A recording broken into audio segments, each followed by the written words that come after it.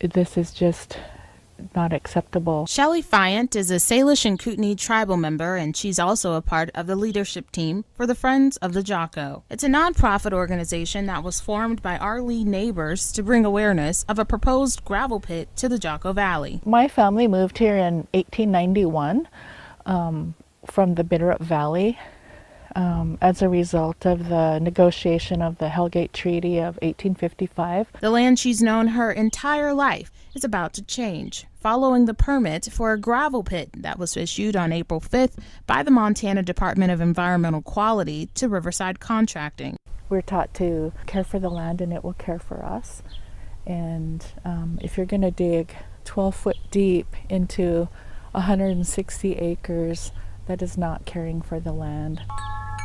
Neighbors near the proposed pit said they submitted their opposing comments to the Montana DEQ and requested a hearing, but that hearing never happened. I had hoped that given the most recent comments that were sent in from our attorneys and the hydrologists that we would have gotten a longer review from the DEQ. So it was a little bit of a shock that it happened so fast. The group's primary concern is groundwater safety within Lake County. As the pit is dug down, it creates this depression, is that they have to bring in enough water to control dust and to cool the asphalt plant. And it's like, well, where does that water go?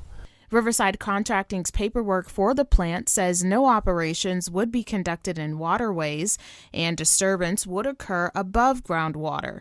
Documents also show irrigation ditches and canals are within 1,000 feet of the plant. Anytime you dig into the earth, no matter what your projections are, it's somehow going to affect the groundwater. The Friends of the Jocko says any decisions made should consider the quality of life and the health of the environment and all of its inhabitants. There are people here who have spent their entire lives, who have generations have been here, and they raise their children here, and to have something like that in their backyard, I feel like it will ruin their lives. Riverside Contracting released a statement to MTN saying in part, "We currently do not have any immediate plans to begin operations at this site. The re-permitting of this site allows Riverside Contracting to preserve our ability to provide competitive bids to the state of Montana for future highway projects along U.S. Highway 93 in the Jocko Valley."